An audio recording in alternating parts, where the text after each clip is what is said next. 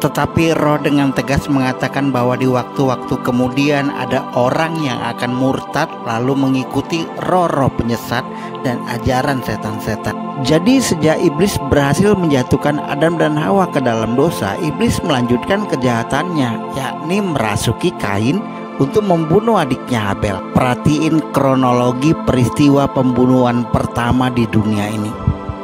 Firman Tuhan kepada Kain, "Mengapa hatimu panas dan mukamu muram?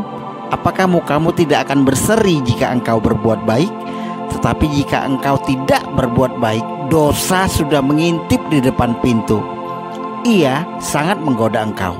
Perhatiin, Allah memperingatkan dosa sudah mengintip di depan pintu. Sampai zaman sekarang ini, bisikan yang sama diperingatkan oleh Roh Kudus, Roh Allah, ketika manusia akan berbuat dosa, berzina, menipu, mencuri, membunuh. Suara Allah itu selalu memperingatkan manusia. Roh Kudus selalu memberi lampu merah, tapi kita sering mengabaikan. Di ayat tadi jelas sekali Allah memperlihatkan kepada kita bagaimana proses awal iblis merasuki pikiran Kain sampai akhirnya terjadi iblis memakai Kain untuk membunuh adiknya. Itulah kenapa Yesus berfirman, "Iblislah yang menjadi bapamu dan kamu ingin melakukan keinginan-keinginan bapamu. Ia adalah pembunuh manusia sejak semula dan tidak hidup dalam kebenaran, sebab di dalam dia tidak ada kebenaran. Apabila ia berkata dusta, ia berkata atas kehendaknya sendiri, sebab ia adalah pendusta dan bapa segala dusta."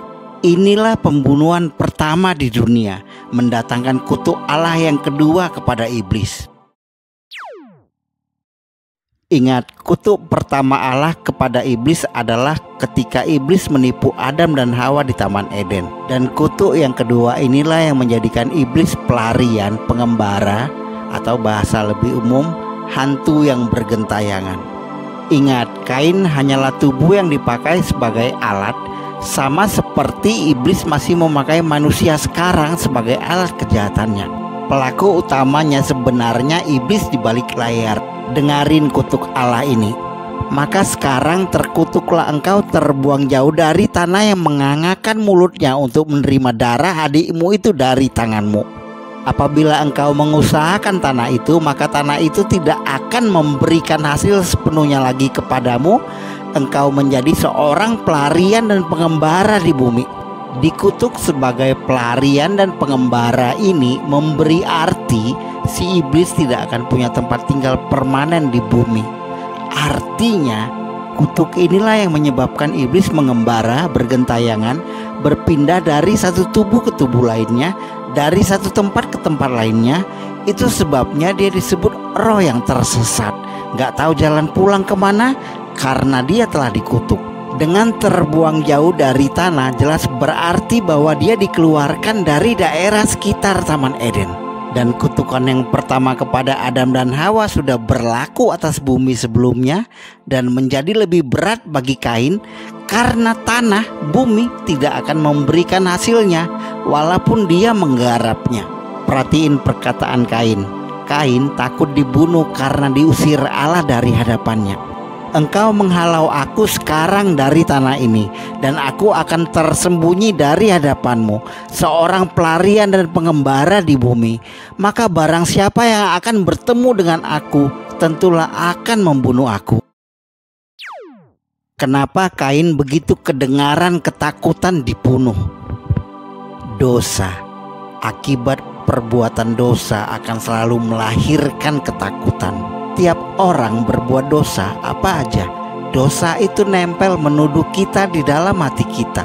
Rasa takut, rasa bersalah, rasa cemas. Siapa yang ditakutin Kain? Siapa yang mau membunuh Kain?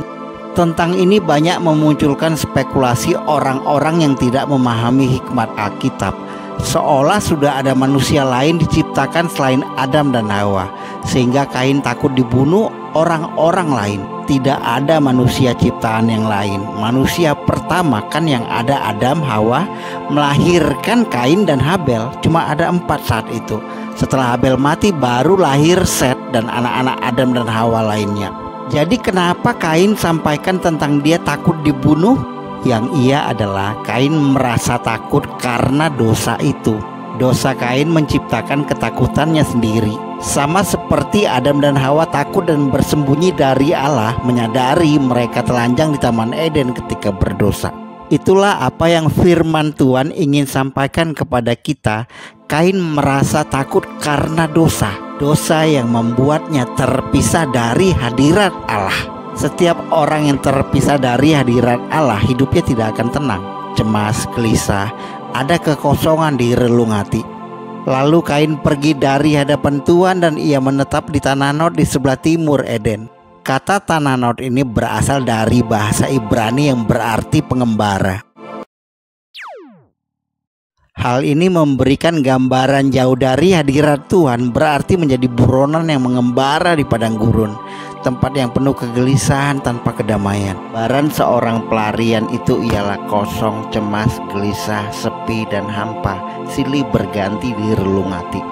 Itu sebabnya Yesus berkata, damai sejahtera ku tinggalkan bagimu, damai sejahtera ku berikan kepadamu.